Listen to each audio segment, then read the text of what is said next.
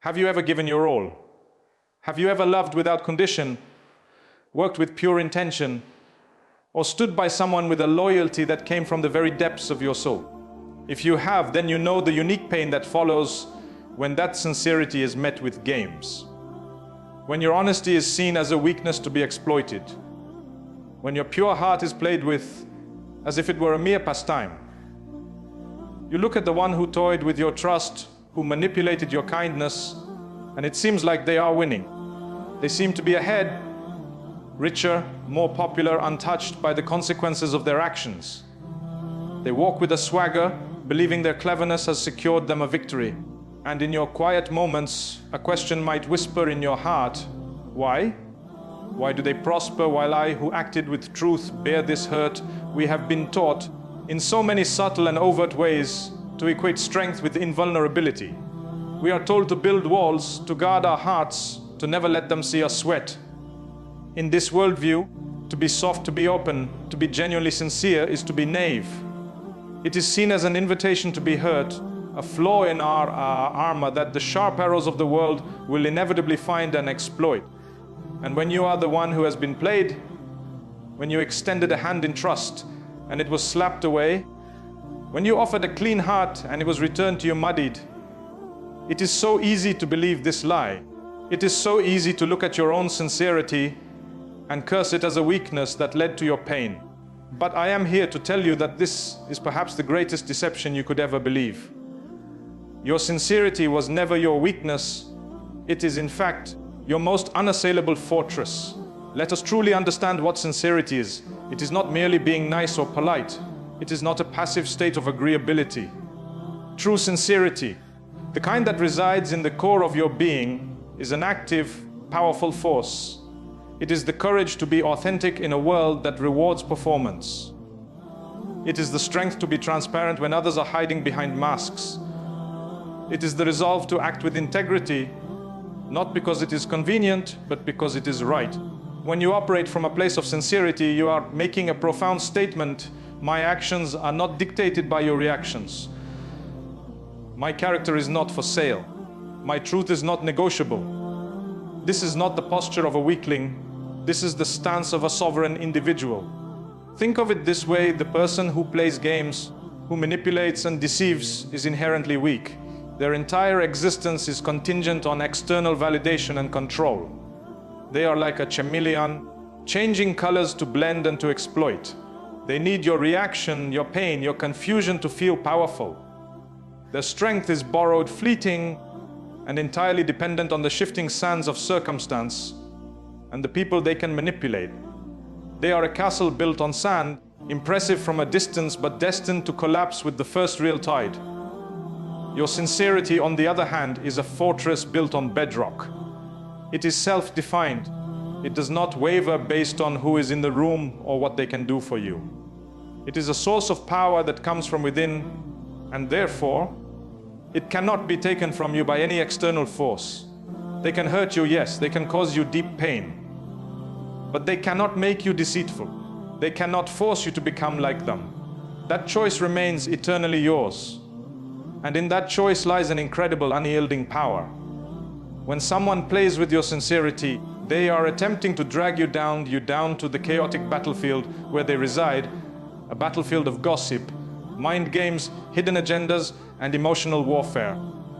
If you engage them there on their terms, you have already lost because you have abandoned your own greatest asset. But when you refuse, when you respond to their deceit not with more deceit, but with a quiet, unwavering commitment to your own truth, you achieve a victory they cannot even comprehend. You rise above the fray. You become untouchable. The arrows of manipulation may still fly, but they now clatter harmlessly against the walls of a fortress they cannot scale. Your silence in the face of their provocation is not defeat. It is a deafening statement of your superiority. Your continued kindness, not as a doormat, but as a conscious choice of character, is not foolishness. It is a demonstration of a strength they do not possess.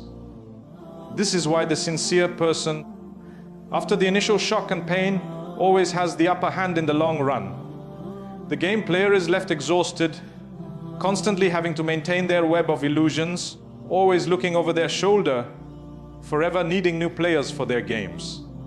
Their energy is spent outward in a desperate attempt to control a world they can never truly control. But your energy as a sincere person is focused inward on building, on healing, on growing. While they are stuck in the mud of their own making, you are moving forward. The pain they inflicted becomes the soil in which your resilience grows deeper roots.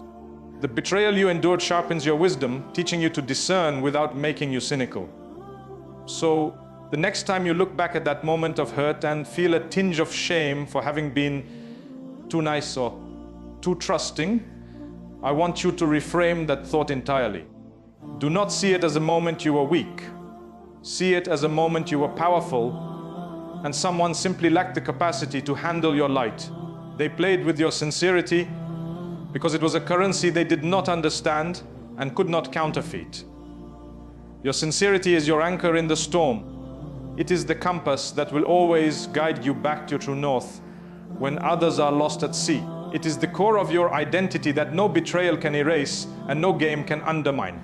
Protect it, cherish it, for in a world full of players and pretenders, the most radical, powerful and ultimately triumphant act is to remain unshakably, courageously and powerfully sincere. In the immediate aftermath of being wronged, when the wound is fresh and the injustice is a sharp, constant ache, the world can seem like a profoundly broken place. The scales of justice appear not just unbalanced, but shattered. The one who acted with deceit seems to be rewarded, enjoying the spoils of their betrayal, while you, the one who acted with integrity, are left to nurse the pain. This perception is the greatest test of faith, a trial that strikes at the very core of our belief in a fair and ordered universe.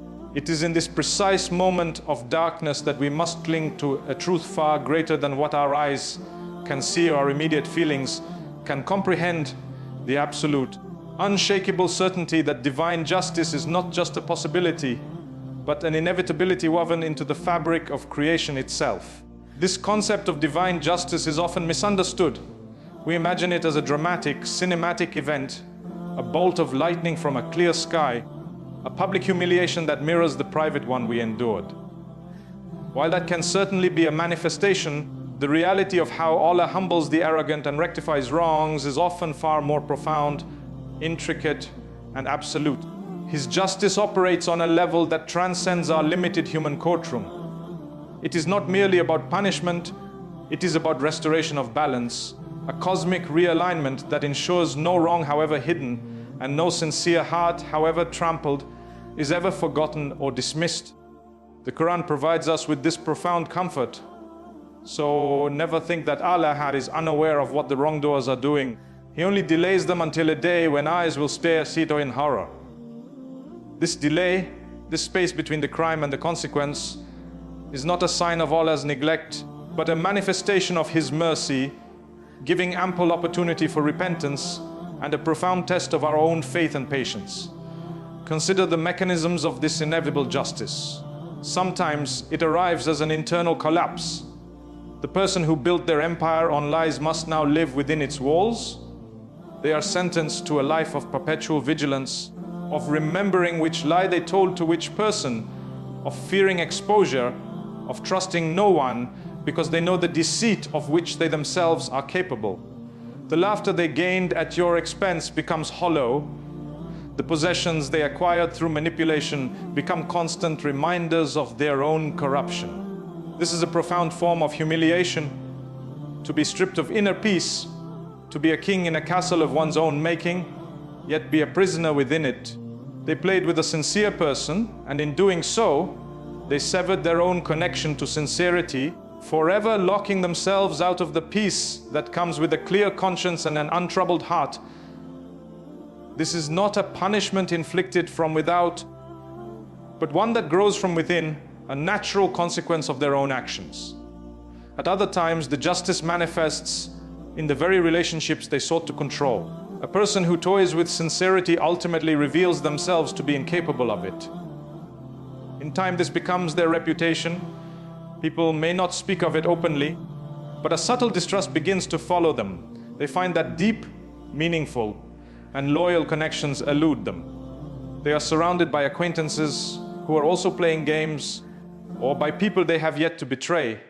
They may one day find themselves in a moment of genuine need, looking for a sincere hand to hold, only to find none, realizing that the very loyalty they so carelessly discarded in you is the very thing they now desperately crave and cannot find. This is a divine form of humiliation, to be exposed not necessarily by a loud announcement, but by the quiet, consistent withdrawal of true respect and trust from the world around them. And ultimately, there is the reckoning of the soul before its creator. This is the final and most absolute justice. On a day when every atom's weight of good and evil will be laid bare, the one who played with a sincere heart will be confronted with the full consequence of their actions. They will see the pain they caused not as a fleeting emotion, but as a tangible weight. They will understand with devastating clarity that the sincere heart they mocked was in fact a sacred trust, and their games were an affront to the one who placed that sincerity there. In contrast, your patience, your refusal to be corrupted, your choice to remain steadfast in your integrity despite the provocation will be a light that shines for you on that daunting day. Your scales will be heavy with the weight of your patience and your unjust suffering borne with faith. This is the ultimate reversal of fortunes, where the truly humble are elevated and the arrogantly powerful are brought low. Therefore, when you see the wrongdoer prospering, do not let your heart be troubled. You are witnessing a single fleeting page in a very long book. The story is not over. The author of the universe is just, and his narrative always moves toward truth and balance. Your role is not to be the judge, jury, and executioner. Your role is to be the patient, steadfast believer. Trust in the divine timeline. Have faith that the same God who commanded justice is himself the most just.